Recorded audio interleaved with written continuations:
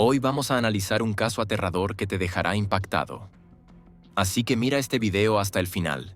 Se han encontrado los restos de una mujer en una zona remota de Bryson Canyon, parcialmente enterrados, casi completamente disueltos por el tiempo y la naturaleza. Cerca de allí se hallaron objetos personales que más tarde permitieron establecer su identidad. Se trata de una mujer que desapareció hace 6 años. Otro conjunto de restos encontrados en una zona remota del Bosque Nacional Roth estaban muy fragmentados y parcialmente esqueletizados, lo que dificultaba la identificación inicial. El cuerpo había permanecido a la intemperie durante al menos 4 años, expuesto al clima, a los animales y a la descomposición natural. No se encontraron lesiones traumáticas que indicaran claramente la causa de la muerte debido al estado del cuerpo, pero los patólogos no descartaron la posibilidad de un acto criminal. La ausencia de calzado y los signos de una posición esquelética antinatural llevaron a los expertos a creer que el cuerpo fue movido después de la muerte. No había señales de enterramiento. Los restos yacían al descubierto, como si hubieran sido abandonados con prisa. Queridos espectadores, tenemos las mejores historias de crímenes en nuestro canal. Para no perdérselas, asegúrense de suscribirse y, por favor, denle me gusta al video. A principios de los años 2000, cuando los teléfonos móviles aún no habían reemplazado la comunicación cara a cara y las redes sociales apenas comenzaban a penetrar en la vida cotidiana, 3 mujeres, Leanne Embry, Jennifer Marcum y Casey McLeod, seguían cada una su propio camino. No se conocían entre sí. Sus destinos eran diferentes, pero las 3 estaban unidas por algo más que la edad o el lugar de residencia. Sus vidas, llenas de esperanzas, decepciones y búsquedas personales, eran típicas de aquella época, un tiempo en el que las decisiones personales podían llevar a una persona en una dirección completamente inesperada. Nacida en uno de los rincones tranquilos de Arkansas, Leanne pronto se trasladó con su familia a Colorado con la esperanza de una vida mejor. Era una chica alegre, de apariencia llamativa, con el cabello castaño largo y una mirada abierta. Desde la infancia, Leanne se distinguió por su sensibilidad, que se combinaba con una ligera ingenuidad, un rasgo que a veces la hacía vulnerable. En su juventud enfrentó dificultades, incluidas las complicadas relaciones con sus padres y los intentos de encontrar su lugar en la vida. Sin embargo, quienes la rodeaban siempre decían que tenía un carácter bondadoso y una gran capacidad de perdonar. Tenía un título de enfermería, pero no se limitó a una sola profesión. Trabajó como enfermera, vendedora en tiendas y en el negocio del juego en un casino. Se probó en diversas áreas. Esto hablaba de su sed de actividad y de cambios, de su deseo de encontrar su lugar bajo el sol. Según sus amigos, era muy sociable, sincera y dispuesta a experimentar, pero en su interior había una inseguridad causada por los desacuerdos familiares. A menudo decía que se sentía fuera de su círculo, en busca de comprensión y de su propia misión. Sus diarios estaban llenos de planes: viajar, explorar culturas, la fotografía. Todo esto reflejaba su deseo de cambios. Leanne soñaba con ir a México, no como turista, sino como aventurera, libre del orden habitual. En los últimos meses antes de su desaparición, esperaba una respuesta de su curso de fotografía y escribía poemas llenos de imágenes tiernas, sobre amaneceres, sobre la sensibilidad del universo.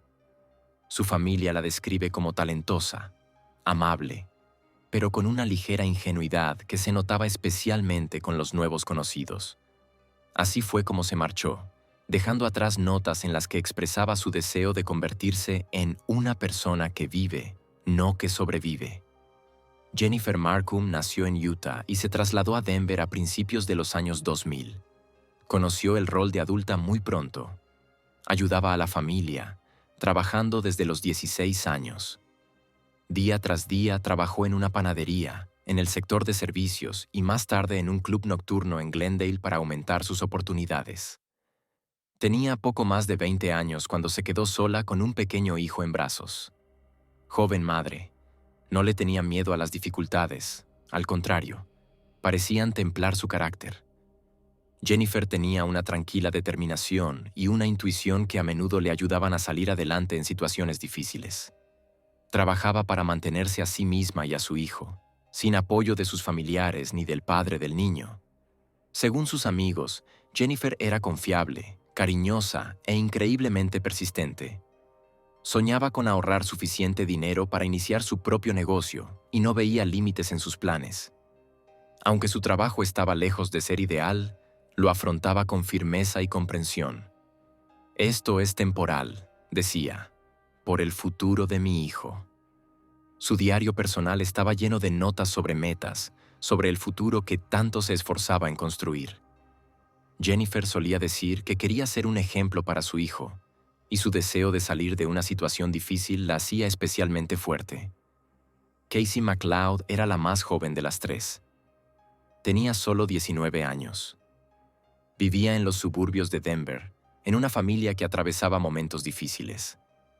Según su madre, Lori, Casey era una chica con un gran corazón.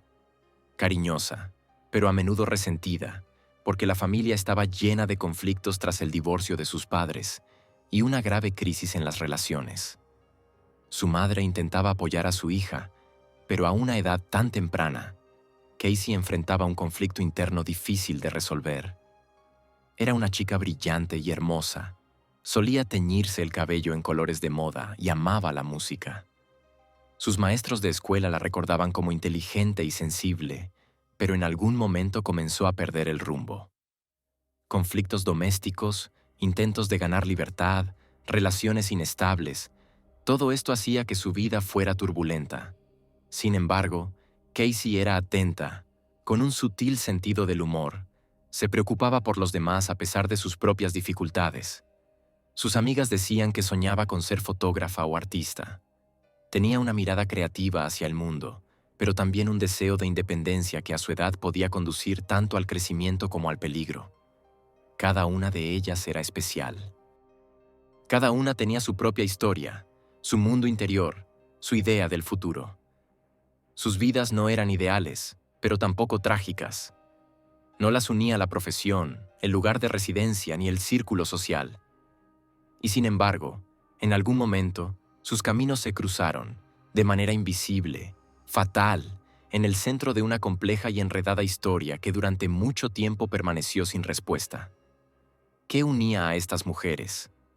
¿Por qué se convirtieron en partes de un mismo patrón oscuro? La respuesta a esta pregunta resultará mucho más complicada de lo que parecía a primera vista. Pero por ahora, son solo 3 destinos, 3 mujeres, 3 vidas llenas de aspiraciones, esperanzas e intentos de empezar de nuevo. A veces la vida desaparece no con un grito fuerte, sino con un clic silencioso e inasible, como si algo se desplazara en la secuencia habitual de los acontecimientos y la persona dejara de formar parte del ritmo general. Así desaparecen aquellos que no planearon desaparecer, aquellos que ayer hacían planes, organizaban encuentros, escribían mensajes. A principios de 2003, comenzaron a desaparecer mujeres en el estado de Colorado y sus alrededores. Jóvenes, diferentes en carácter y destino, pero unidas por una cosa. Con cada día que pasaba su ausencia resultaba cada vez más difícil de explicar.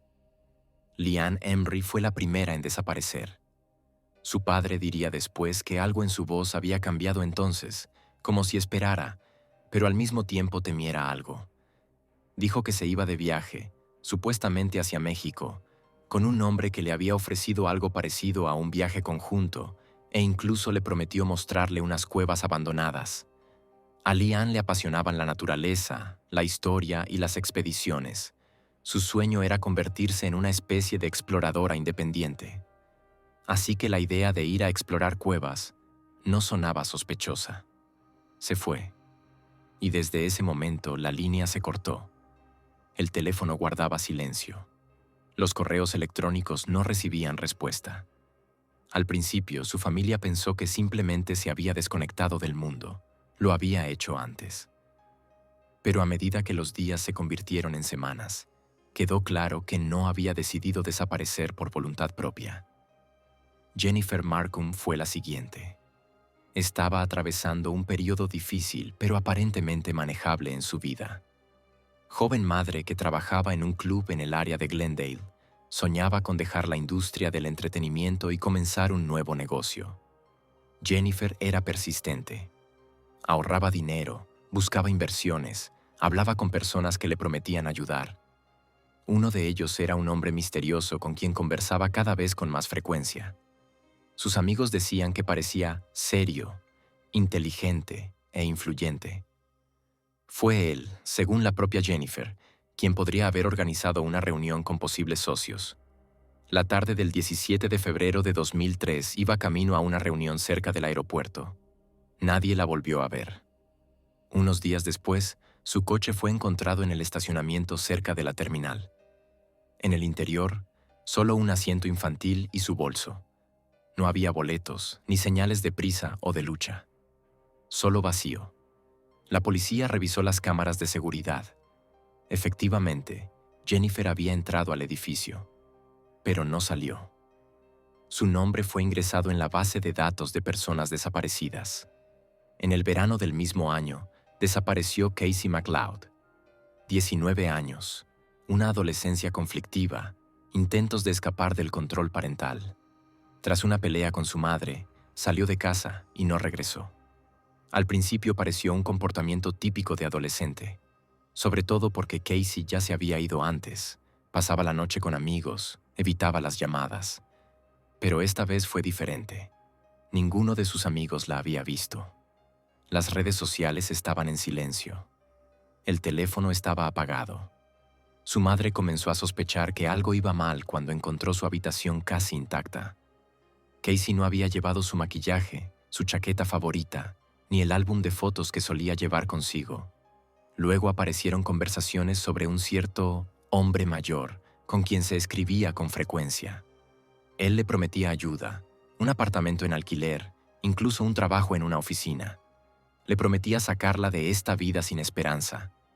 Su madre había escuchado el nombre de ese hombre de pasada, sin saber lo importante que llegaría a ser. Las desapariciones se sucedían, pero oficialmente no se consideraban relacionadas. Cada mujer tenía su propia biografía, sus propios problemas, su propio entorno. Los agentes de personas desaparecidas, sobrecargados con decenas de casos similares, no veían razones para unir los expedientes.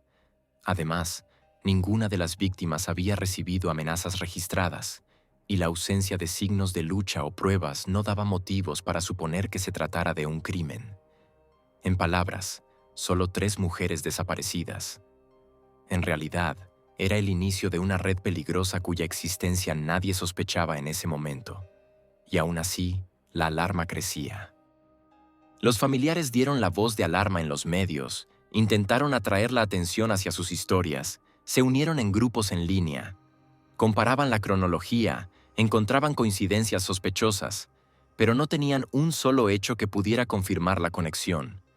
Escribían cartas a la policía, a la fiscalía, al FBI. Las respuestas eran corteses, pero sin concreciones. Sin pruebas, no hay caso. Pasaron varios años, hasta que un giro llegó no desde las oficinas de los investigadores, sino desde la naturaleza salvaje. En la primavera de 2009, en la remota zona de Bryson Canyon, un cazador notó que su perro se interesaba por algo en la hierba. Era un área apartada, raramente visitada, fuera de los senderos. El hombre se acercó y notó fragmentos de tela entre los arbustos. Un trozo de mochila. Algo brillante, quizá joyas. Llamó a la policía, aunque no estaba del todo seguro de lo que veía. El equipo que llegó examinó el lugar y encontró algo que confirmó sus peores temores. Los restos de una mujer, parcialmente enterrados, casi disueltos por el tiempo y la naturaleza. Cerca había objetos personales que luego permitirían establecer su identidad. Las pruebas de ADN revelaron que se trataba de Leanne Embry, una mujer que había desaparecido 6 años atrás, hallada en un lugar del que ninguno de sus allegados había oído hablar jamás. Desde ese momento comenzó algo más que una investigación. Comenzó una lucha por la verdad. en la que cada pequeño detalle importaba. ¿Quién sabía dónde buscar a Liane? ¿Por qué en este lugar? Y, lo más importante, estaba conectado con el hecho de que tanto Jennifer como Casey también desaparecieron en circunstancias extrañas, comunicándose con un misterioso hombre cuyo nombre ahora empezaba a aparecer en los materiales del caso. Pero por ahora, él no era más que una silueta, una sospecha, un interés de investigación. Lo que parecía un punto final en un caso olvidado, se convirtió en el inicio de una cadena que llevaría a descubrimientos inesperados, decisiones difíciles y una revelación que ni siquiera quienes la buscaban creerían al principio. La investigación que llevó a resolver estas desapariciones no comenzó con un patrón claro ni con un avance repentino. Nació de fragmentos, inconexos, aleatorios, aparentemente insignificantes. Solo con el tiempo esos fragmentos se unieron para formar un mosaico inquietante. El hallazgo de los restos de Liane Emery se convirtió en el punto de partida. Inmediatamente después de que el cuerpo fue identificado en marzo de 2009, el caso fue reclasificado oficialmente. Ya no era un caso de persona desaparecida. Ahora era una investigación con signos de muerte violenta. Esto cambió radicalmente las prioridades. No solo los investigadores locales se involucraron en el caso, también agentes del FBI. Lo primero que notaron fueron las últimas acciones conocidas de Liane antes de su desaparición. De su cuaderno, que conservaba su familia, fue posible reconstruir parte del diálogo. En él aparecía un hombre llamado Hannibal, un alias que sonaba extraño, pero que no aportaba nada concreto.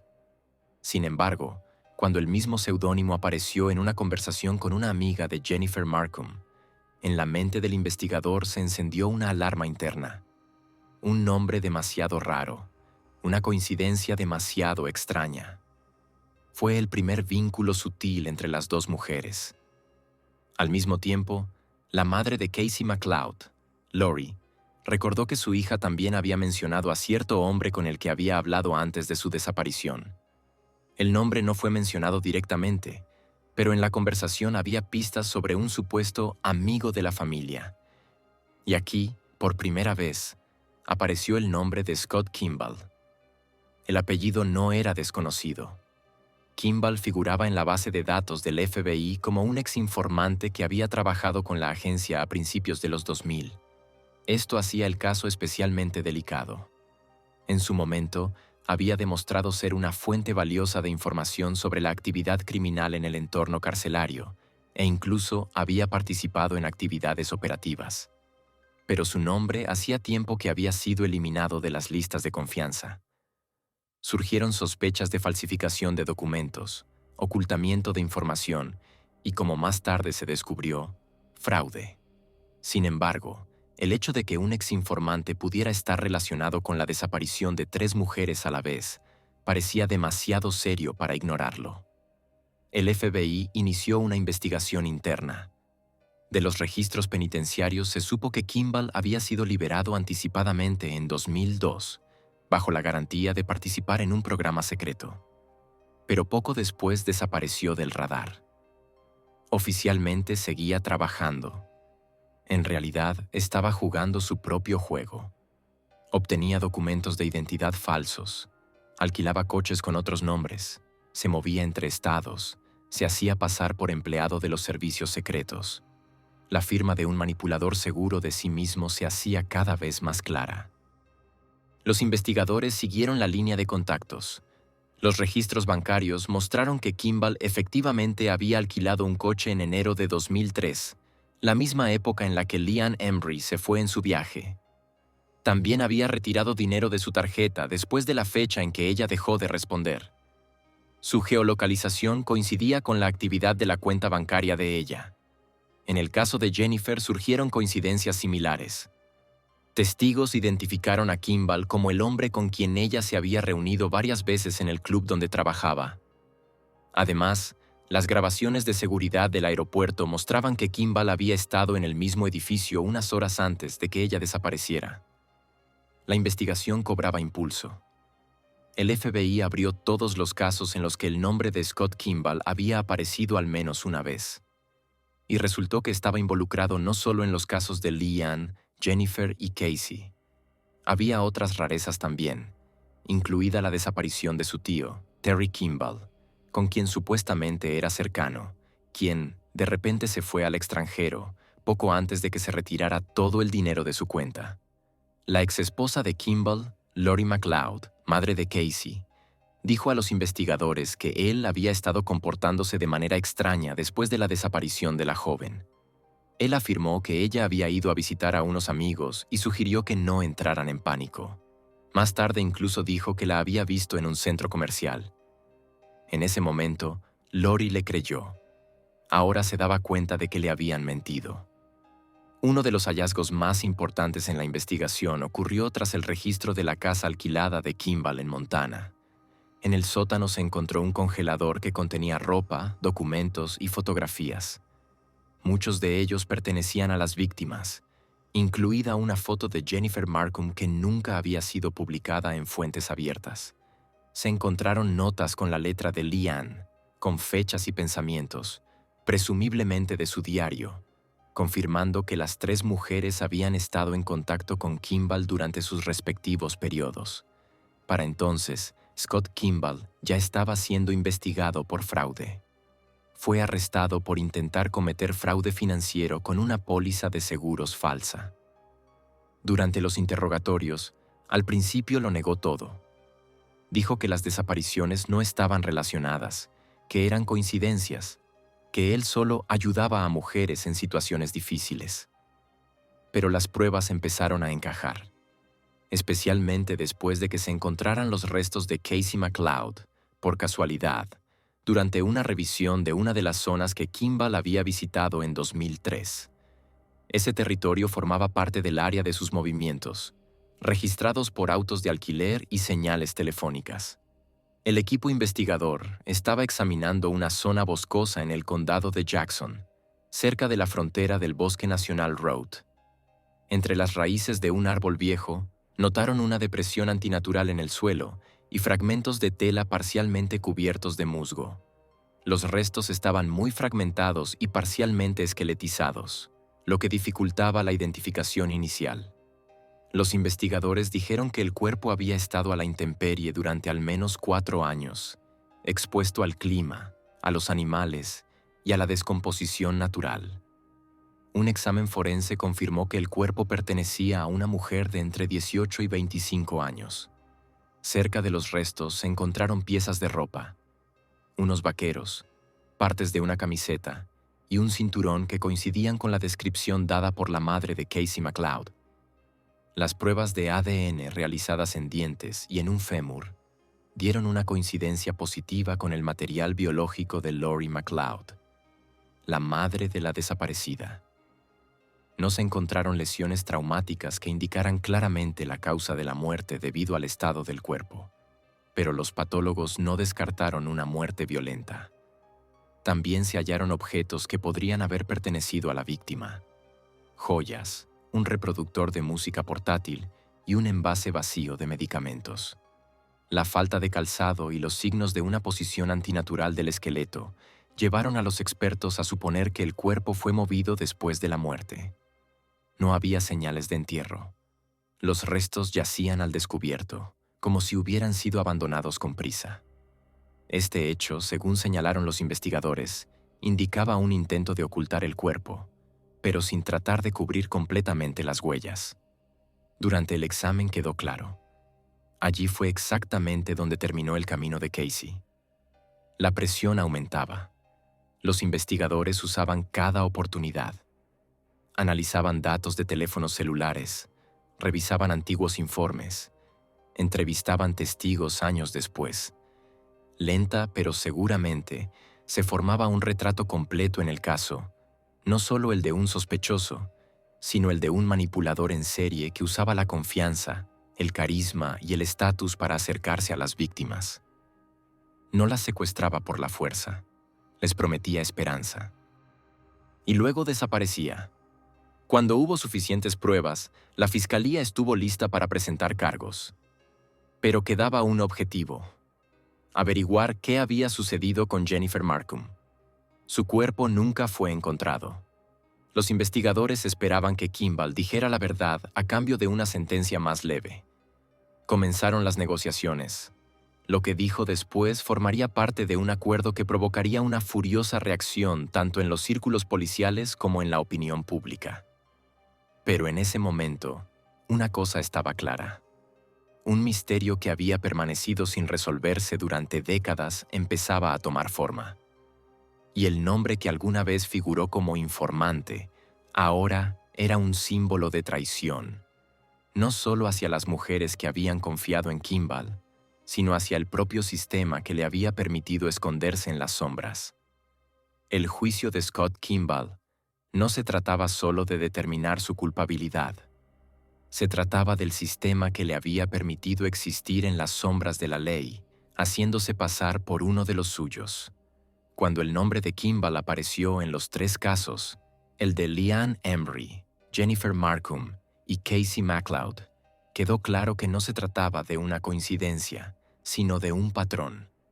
Detrás de su aspecto encantador, sus gestos nobles y su supuesto trabajo respetuoso de la ley, había un hombre que había pasado años engañando no solo a quienes lo rodeaban, sino al propio sistema judicial. Los preparativos para el juicio comenzaron a mediados de 2009. Para entonces, Kimball ya estaba siendo investigado por fraude financiero relacionado con falsificación de cheques, reclamaciones de seguros falsas y robo de identidad. No solo los investigadores habituales lo seguían, sino que también auditores internos del FBI fueron encargados de averiguar cómo un hombre en el programa de protección de testigos, que usaba su estatus de informante federal, había podido actuar con impunidad durante varios años. La respuesta fue decepcionante. Kimball había usado con destreza un sistema de doble rasero, escondiéndose detrás de alias, moviéndose entre estados, haciéndose pasar por empleado de agencias federales. Inspiraba confianza. Y fue esa confianza la que se convirtió en su principal arma. Las pruebas reunidas hablaban por sí solas. El ADN de Casey McLeod, encontrado en el condado de Jackson, confirmó su muerte. Los restos de Leanne Embry, hallados en Bryson Canyon, fueron identificados de manera concluyente. Los registros de transacciones bancarias, las declaraciones de testigos y los rastros digitales demostraban que Kimball fue la última persona en contactar a Jennifer Marcum antes de que desapareciera. Su cuerpo nunca fue hallado, pero las circunstancias de su desaparición y el comportamiento del sospechoso no dejaron dudas en la mente de los investigadores. Sin embargo, los fiscales sabían que si perseguían a cada víctima individualmente, el caso podría alargarse durante años y las condenas no serían tan severas como las familias deseaban. Por eso la fiscalía decidió tomar un enfoque diferente. Ofrecieron un trato. Según los términos del acuerdo, Kimball se declararía culpable de 2 asesinatos, revelaría la ubicación de los cuerpos, admitiría su responsabilidad en la desaparición de los demás y a cambio recibiría una condena limitada pero fija, no de por vida. Fue una decisión legalmente controvertida, pero permitió un acuerdo y el cierre de casos que de otro modo podrían haberse prolongado indefinidamente en los tribunales. El acuerdo desató una furiosa reacción. Las familias de las víctimas estaban divididas. Algunas, como los padres de Leanne Embry, apoyaron la medida. «Queremos la verdad, incluso si no obtenemos justicia plena», dijo su padre en una reunión con los investigadores. Otros, sobre todo la madre de Casey, Lori McLeod, estaban indignados. Ella no podía entender cómo el hombre que había arruinado su vida podía tener derecho a un acuerdo. Él se aprovechó de nuestra confianza, comió en nuestra mesa, llamaba a mi hija su hijastra. ¿Y ahora podrá envejecer en prisión en lugar de enfrentar el castigo completo?, dijo a los periodistas. El juicio comenzó en el otoño de 2009. Docenas de reporteros, investigadores y familiares de las víctimas se reunieron en la sala del Tribunal de Colorado. Scott Kimball fue llevado bajo fuerte custodia. Se veía tranquilo, casi indiferente. Su voz, al leer la confesión, era fría, medida, sin emoción. Admitió que había tenido un papel en la desaparición de Leanne y Casey, que había sido la última persona en ver a Jennifer, que el tío Terry, a quien había llamado una carga familiar, había desaparecido en circunstancias que ahora estaba dispuesto a describir. Su testimonio formaba parte de un acuerdo, pero ni una sola persona en la sala lo escuchó expresar remordimiento. Después de la confesión, comenzó la segunda parte del juicio. Las declaraciones de las familias. Leían sus declaraciones en voz alta, dirigiéndose directamente al tribunal y al acusado. No eran meras formalidades, eran años de dolor, condensados en unos pocos párrafos. Lori MacLeod, apenas conteniendo las lágrimas, se puso de pie en la sala y dijo: «Tú entraste en nuestro hogar cuando necesitábamos a alguien. Abrazaste a mi hija, le dijiste que estarías allí para ella, te llamaste padre, me llamaste esposa, y luego te la llevaste. Lo hiciste con calma, metódicamente, y ahora solo te sientas aquí y no dices nada». Su voz temblaba. El juez le permitió hablar sin interrumpirla. El padre de Jennifer Marcum leyó una carta a su nieta, la hija de Jennifer. La niña era apenas una bebé en ese momento. «Siempre te prometí que encontraría a tu madre, pero no lo hice. Todo lo que puedo decir es que lo intenté. Él no solo nos quitó a Jennifer, nos quitó la fe en la bondad». La declaración de la familia de Leanne Embry fue breve pero poderosa. Le pidieron al tribunal que no buscara compasión ni creyera en remordimiento. Él no cedió, negoció, él no admitió, intercambió. No lo llamen remordimiento. Es una estrategia. El juez, en su alegato final, señaló que ante él no estaba solo un hombre que había cometido crímenes, sino un hombre que usó un sistema diseñado para protegerlo como una máscara para ocultar su verdadera naturaleza. Usted ha traicionado la confianza, no solo en las personas, sino en la ley, dijo el juez. Y por eso pagará, cada día, cada noche, por el resto de su vida. El 6 de octubre de 2009, el juez anunció su sentencia. Scott Kimball fue declarado culpable de 2 cargos de asesinato en segundo grado y condenado a 70 años de prisión. Según los términos del acuerdo de culpabilidad, no podría solicitar un nuevo juicio hasta 2056. Para ese momento tendría casi 90 años. Tras su juicio, Scott Kimball fue trasladado a una prisión federal de máxima seguridad. La ubicación de su centro se mantiene en secreto como medida de seguridad. Cumple su condena en aislamiento, sin derecho a correspondencia ni a hacer declaraciones públicas. Su nombre ha desaparecido de la prensa, pero no de la memoria de aquellos cuyas vidas arruinó. Este juicio ha demostrado lo difícil que es creer que la persona que se sienta a tu mesa puede estar guardando un secreto. Lo importante que es luchar hasta el final, incluso cuando el sistema parece estar en tu contra. Porque la verdad, aunque tarde años en llegar, todavía da esperanza. Y la esperanza, sin importar cuánto tarde, siempre es más fuerte que el miedo.